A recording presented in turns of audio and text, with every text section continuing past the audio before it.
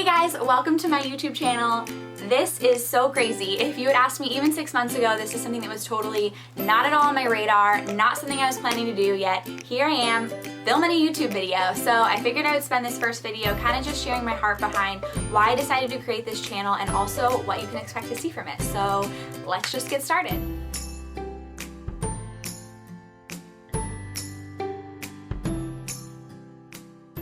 If you're watching this, more likely than not, you're either a blog reader or you follow along on Instagram, or at the very least, you probably know I have a blog. If not, I have a blog. It's a faith and lifestyle blog that I've been writing for about 2 years now, and really my heart in that is to just share things that I'm learning in my walk with God in hopes to be an encouragement to other people.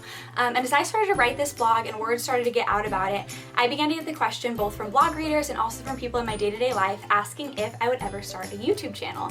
And to be honest, it was something I had never really thought about before. I've never really been like a big YouTube video watcher, but I remember even when I got the question for the first time, sort of just thinking to myself like, yeah, that makes sense. That would be something I would do at some point. It kind of goes along with the whole communication thing that I believe God's put on my heart. But again, had no immediate plans to do it. But I think getting that question sort of planted the idea in my mind. And the more I began to think about it, the more the idea grew on me. I started to watch other YouTubers, kind of getting a feel for what the whole world was like. And really, it just looked like something that was a ton of fun. I saw it as sort of this new sphere of creativity I could step into. I've never done anything like this before, so I knew that it would be new and outside of my comfort zone, but that because of that, I would also grow a ton through it. And I also just saw it as something that could complement my blog really well, to have, you know, the opportunity to create video content to go along with the written and the photo content that I already do. So I was becoming more and more sure that this is something I wanted to give a try, but at the same time, the idea of starting a YouTube channel terrified me. And I think the reason for that is it just really felt like putting myself out there. I think it just felt really vulnerable, and it was something that really intimidated me. And so here I was knowing that I wanted to start this, and I would get really excited and be all about the idea one day, and the next day thinking, why did I think I could do that? And kind of shrinking back and deciding I didn't want to do it. And I was kind of going back and forth until I came across a passage in Mark chapter 1. So if you follow along on Instagram, you may have seen that my word for 2018 is obedience. Is sort of a theme of something I've been talking a whole lot about. So as I share what God spoke to me through this passage, you're going to see exactly where I got that from.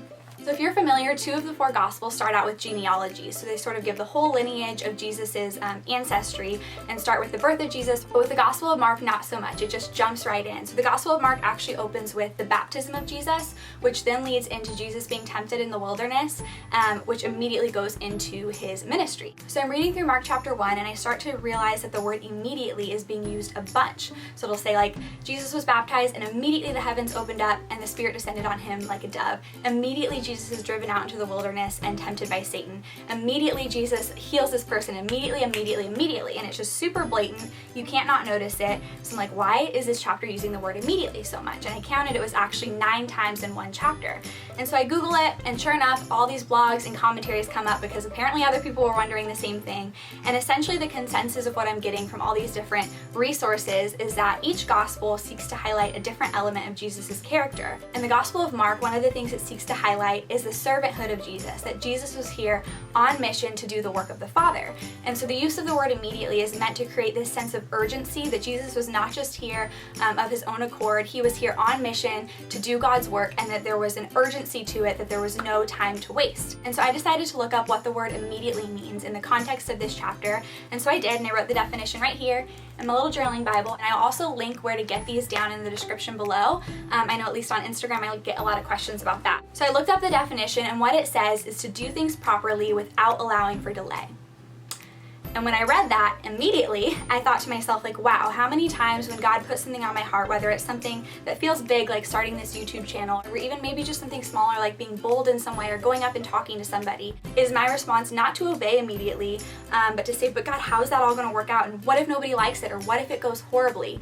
And instead of obeying immediately, I create this space for hesitation. And in that space for hesitation, I end up talking myself out of it, because in that space for hesitation, I allow fear to creep in and doubt to creep in, and I end up talking myself out of the very thing that God's put on my heart to do. But that is not the response of Jesus. Jesus recognized that he was here not just of his own accord, but to do the work of the Father. And so when he got that order, there was no time to waste, no time to delay. He just stepped forward and obeyed. And so that just really spoke to me, and it also made me think about a blog post I wrote a couple months ago now, back in October, called 11 Ways My Life Has Benefited from Blogging. I think that's how I worded it. I will link it down in the description. But essentially in this blog post, I wrote it on my 2-year blog birthday. I was just going through and listing all the different different ways that blogging has brought good to my life, listing all the ways that blogging has grown me, both sort of on the technical side of things in my blogging skills and developing my writing voice, and also just as a person. And my heart in sharing this blog post was to just encourage anybody who had maybe been wanting to start something to go for it, because one of the things I shared in the post is that yes, I started blogging 2 years ago, but I actually wanted to start blogging 4 years ago. And for 2 whole years, I sort of went back and forth in my mind in fear, and I told myself it was because I was busy and I didn't have the time to start yet. But in reality, the reason why I wasn't starting is because I was afraid. I was afraid to put myself out there. And so I wrote this post to hopefully encourage anybody who was also in the same spot of wanting to start something but was afraid, to sort of say, look at all this good that God wanted to bring into my life through blogging. Look at all the ways that it's just enriched my life in the past couple years. And all of that is something I would have missed if I didn't step forward into this. So as I was thinking about this whole idea of YouTube in context of this blog post I had written, I realized that there was kind of another part to it, that yes, look at all the good that God's brought in my life through blogging in the past couple of years, but also where could I be if this wasn't just year 2, but it was actually year 4 of me blogging, and that I hadn't spent 2 whole years going back and forth in my mind in fear, delaying, allowing that space for hesitation and kind of talking myself out of it. And so I allowed that to fuel me in terms of just stepping forward and going for it with this YouTube channel, because I realized that I have a choice. 2 years from now, I could finally be starting, because I went back and forth for 2 more years and I was afraid and I didn't know how it was going to turn out, and then 2 years from now finally take the leap and do it. Or 2 years from now I could be sitting here saying, wow, look at all God's done in my life through this YouTube channel in these past 2 years. So when I finally started the blog, the first blog post I shared was a story of going bungee jumping back in college, which, like, I don't know how I did that. But basically I was sharing the story of how my group of friends, we had always talked about wanting to go bungee jumping or skydiving or something like that sometime. And I was like, yeah, I totally want to go sometime. But it was never something I wanted to do in the present moment. And all of a sudden, one day, a bunch of our guy friends were coming back from lacrosse practice and they were like, we booked it, we're going Saturday, we're gonna go sign up now, who's in? And all of a sudden, it wasn't just this thing we were talking about doing sometime. Here was an opportunity right in front of me to do it, and I was absolutely terrified. But I ended up deciding to go because I realized that I was afraid of bungee jumping, but my bigger fear was missing out on an opportunity to do something that I knew I wanted to do. And so that was the first post I wrote to sort of share when I started my blog, and I realized it actually applies to where I'm at right now as well, because when we went bungee jumping, we went to this place in the middle of nowhere. It was actually called the middle of nowhere, and it was this bridge that you jump off of. So how it works is you get all harnessed up, they go through all the safety stuff, and then you climb over onto the side of the bridge, and there's this little platform waiting for you, and then the bungee jump instructor is back on the safe side of the bridge, standing there with you, and you're holding onto his shoulders, and then he counts down from 5, and then you fling yourself off of a perfectly good bridge. And I remember as I was standing on that platform, getting ready to jump, getting ready to count down, my heart is pounding out of my chest. I don't even feel like the moment is real. And everything in me wanted to climb back over onto that safe side of the bridge so that I didn't have to feel the fear and I didn't have to feel the anxiety anymore. And I could have. They allow you to do that up until a certain point. But the reason I didn't is because I think that something in me knew that yes, I can climb back over onto that safe side of the bridge. I don't have to feel this fear anymore. I don't have to feel this anxiety anymore. But instead, what I will have to feel is a letdown and a sense of disappointment because I didn't do what I came here to do and what I could choose to do in this moment. And I think it's the same kind of idea with the things that God calls us to, the things that feel big and scary and outside of our comfort zone. We're standing on that bridge, we have to decide if we're going to take the jump. I think in the same way, we don't have to jump. We can climb back over to the safe side of the bridge. It's not like we're going to lose our salvation. It's not like God is going to stop loving us. But I think what will happen is we'll end up feeling that letdown. We'll feel that disappointment, and we'll end up living with this sense of restlessness and this lack of fulfillment because we weren't actually created for the safety of the bridge. We were created for the thrill of the free fall.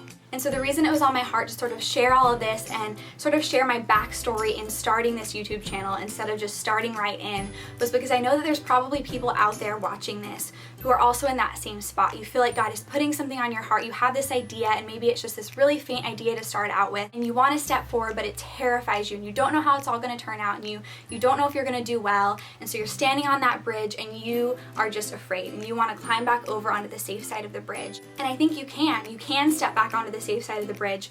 But I think that so many people, we live with this sense of restlessness, we live with this lack of fulfillment, and I think often it's because we do choose comfortable, because we don't want to feel fear, we don't want to feel anxiety, we don't want to feel anything that's going to make us feel uncomfortable or displaced. So we choose to shy away from the things that scare us. We say no to the opportunities that come up, and we wonder why we feel restless, and it's because we weren't made for the safe side of the bridge. I just wanted to share all this to encourage anybody who's also in that place to just take a leap, to trust God, to step forward in obedience, to not allow space for hesitation. And this isn't me just saying this now like, hey, look at this thing that I did that scared me 2 years ago and now I'm not actually afraid anymore. This is me right here in it with you, because this is totally terrifying to me. I think sometimes it's easy for us to get stuck on the one story of the one time we stepped out and God just met us in incredible ways, and it becomes a story we tell again and again and again, like me with blogging, which is great. We should absolutely be telling the stories of what God's done in our life. But I think sometimes we trick ourselves into believing that it's just that one story. And the truth is, God doesn't have one story for any of us. He calls you to step out. It's terrifying. You step out, but then you step out and slowly you begin to grow more confident and more comfortable in that thing He's called you to. And just when you get to that point where you think, I think I can do this, and you start to feel comfortable, He says, I've got another step for you to take, and He calls you into the next thing, because God always has more for us. It's never just the one story. And one of the things I found to be true with both my bungee jump experience and my experience of stepping out with blogging and now this whole YouTubing thing is that moment when you're standing on the platform, deciding if you're gonna jump and your heart is pounding out of your chest, that moment is actually 100 times worse than the free fall itself, because in that moment, you're feeling the full weight of your fear, the full weight of your anxiety, you're feeling that tension of knowing that you have to make a decision. But once you do finally take a leap, that fear dissipates, that tension dissipates, and you have no choice but to let the free fall happen to you and to scream because you're falling from a bridge. But even as you're falling from that bridge, you can't see it, but there's a harness on your back and it's got you, and it's not gonna let anything happen to you. And it's the same thing when God calls us to step forward into things that terrify us. It's that moment right before we take a leap that's actually the worst of it all. But once we do step forward in obedience, God is there and He's gonna catch us. He's not gonna let anything happen to us. He will not let us be put to shame. So that's what I have for you for this first video. I hope that was encouraging to you. As for what to expect from this YouTube channel, I'm kind of still working out the details on that, but one thing I did want to clarify is that this will not be replacing my blog. That will still be alive and well. I typically write maybe 3 or 4 posts a month, and that will continue to be the case. This will just be something I can do to supplement that. And as for topics, I mentioned that my blog is faith and lifestyle, so I would imagine that the kinds of videos I have cover similar topics to what I address on my blog, but I'm also totally open to hearing any ideas of other things you might want to see from me, maybe Q&As or some of the things that other YouTubers do. I just want to have fun with this and kind of see how it goes. As for when you can expect to see these videos, I know that I didn't want to put any sort of crazy expectation, especially here in the beginning, as to how often I'll be posting, just because I'm still kind of figuring out the rhythm of how long it takes to record and edit these videos. But I do already have ideas for a couple videos coming up, so you can expect to see some other stuff soon. And with that, I would really love to hear from you, to know if this is a platform you'd like to see more of me on, if you enjoy the video content, if you're more about the written content. If you did enjoy this video, I would love it if you could give it a thumbs up and also hit subscribe. It's a little button below, and that's just gonna allow YouTube to notify you when I have new videos. And that'll also be a big help to me in just determining and kind of gauging if this is something you want to see more of, and if this is something I should continue to invest time and resources into. Also, if you did enjoy this video, share it with your friends, let them know about this channel. That would be such a big encouragement to me, and also just to support as I kind of get started in this whole new adventure. So that's what I have for you. Thank you so much for watching this video, and I will see you next time.